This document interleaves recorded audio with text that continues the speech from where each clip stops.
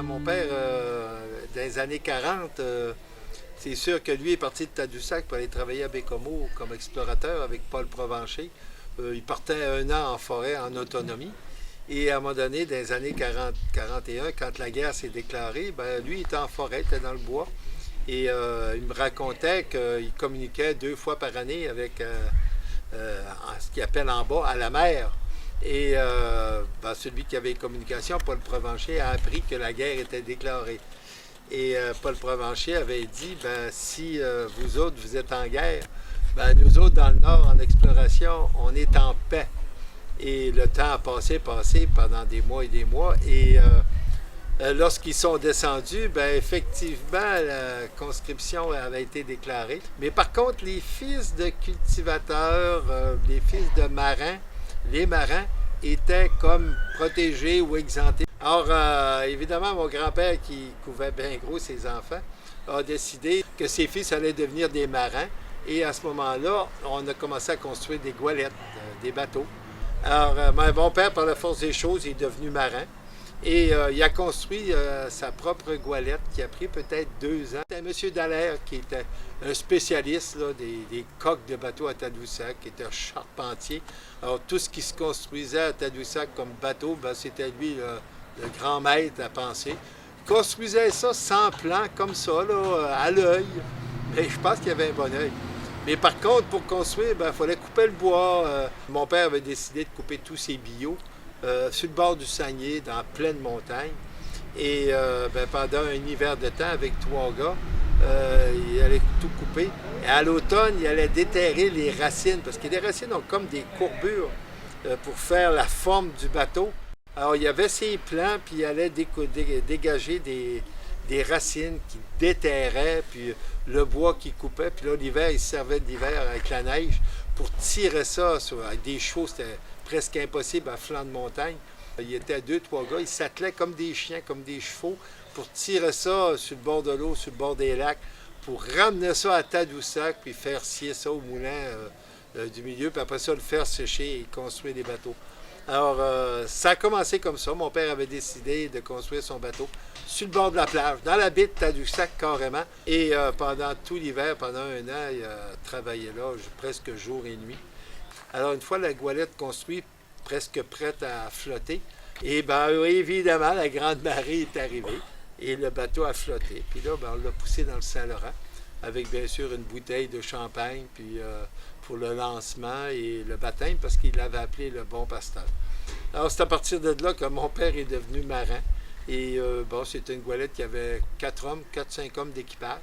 Et c'était à la fonte des glaces, aller jusqu'à tard en automne, les dernières grandes marées, qui naviguaient sur le fleuve jour et nuit pour transporter tout ce matériel-là. C'est là que le petit chalet sur la plage, je le quittais, puis j'embarquais à bord du bateau le 24 juin. Puis là, j'avais ma petite place, mon petit matelas à côté de mon père dans sa cabine qui était grande comme ma main. Et là, je passais tous mes étés à rêvasser sur le bateau.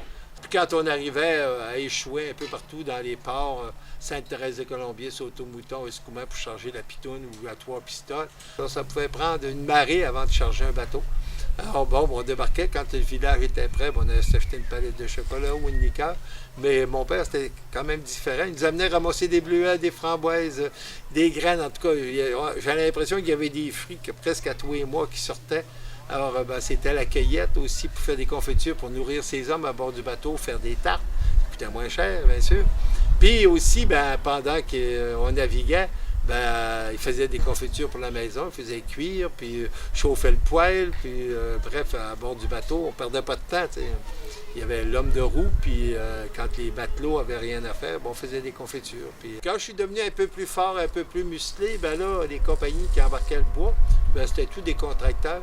Alors j'avais comme mission, parce que quand on versait le bois dans le bateau, en bas du quai, il y en avait toujours quelques morceaux qui tombaient entre le quai et le bateau, puis là, avec les marées ou avec les courants, les pitounes, les pupes sortaient un peu en arrière. Et moi, j'avais comme mission avec des cordes, avec des lassos, de les attraper, puis après ça, là, je les attachais après le bateau, peut-être 10 ou 15, puis là, on me payait 10 cents, 5 cents, puis ça faisait, on ramassait le bois de cette façon-là.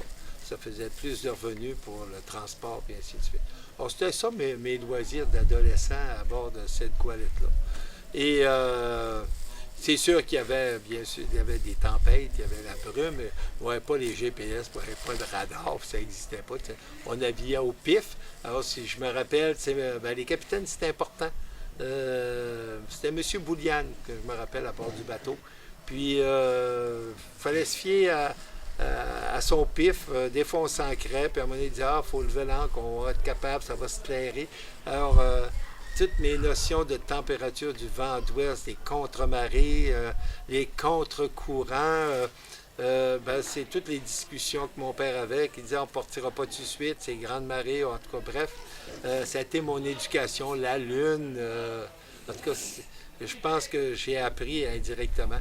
Puis mes plus beaux souvenirs, ben, c'était d'être seul avec mon père, parce que mon père, de temps en temps, ben, quand c'était beau, quand c'était pas trop difficile, bien, il prenait la roue puis il pilotait le bateau.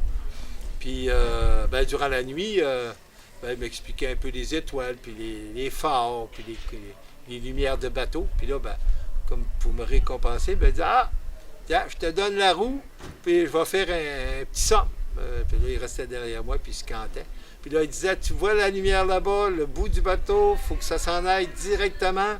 Si ça va, sors de là, tourne à gauche, puis ça va, tourne à droite. » Et ben c'est comme ça. C'était en tout cas un stress de hey, en possession d'un bateau dans le fjord du Saguenay à naviguer, sans savoir les règles de navigation. C'était tout un geste de confiance. Et je me rappelle une fois, il y avait 3 lumières. Il y avait une rouge, puis une verte d'un côté, puis il y en avait une autre au milieu qui s'en venait. Alors, là, j'ai comme paniqué, réveillé mon père. « Hey, il y a trop de lumière, je ne sais plus lequel m'enligner. » Finalement, c'était un autre bateau qui s'en venait, puis ben, mon père me guidait, m'a laissé la roue quand même. Puis on disait « Tosse un petit peu à droite, puis tu vas voir, quand il y a des choses qui bougent comme ça va toujours passer à gauche. Toi, tu t'organises pour aller du côté droit. » Alors, c'était des choses simples, mais aussi des contacts. Avec mon père, on ne parlait pas. On parlait bien sûr de la marée, on parlait des baleines qu'on voyait, des canards. Puis les canards, bien sûr, quand on débarquait dans une municipalité ou un port de mer, ben on allait se tuer quelques canards parce que ça faisait partie de la nourriture de l'équipage. Puis quand il pouvait s'attraper un lièvre. Alors c'était de cette façon-là. À bord des bateaux, il y avait la nourriture, c'était sommaire. Ce qu'il fallait avoir toujours, c'est des pommes de terre puis un quart de l'or salé. Ça, c'était puis de l'oignon. Ça, là, c'était la nourriture essentielle. Puis à partir de là, on construisait les menus. Alors les desserts, ben, ça voulait dire les tartes et les fruits mûrs qu'on ramassait. Puis quand ça arrivait que le port de mer était trop loin ou on retardait ou les victuaires venaient qu'à manquer, ben, c'était le chiard à Goualette qu'on appelait.